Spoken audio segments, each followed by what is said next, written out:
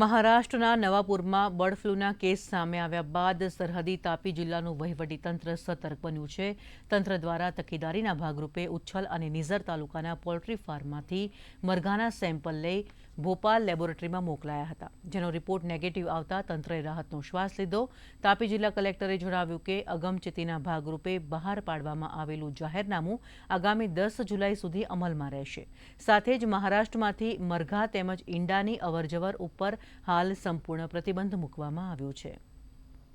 તાપી જિલ્લાના અમુક ગામડાઓમાં જે છે પહેલાં બર્ડ ફ્લૂની એવી આશંકા જે છે જતાઈ હતી લગભગ 15-20 દિવસ પહેલાં. અને આ સંબંધમાં જે છે અમુક પોલ્ટ્રી ફાર્મ હતા, ત્યાંથી જે છે અમારી વેટરનરીની ટીમ જે છે સેમ્પલ પણ લીધા હતા.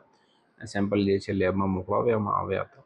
આની અત્યારે રિપોર્ટ આવી છે કે આમાં H5N1 જે છે સાબિત થતો નથી, એટલે બર્ડ ફ્લૂ નથી, એ નોર્મલ ફ્લૂ જે છે આમાં આવેલો હતો.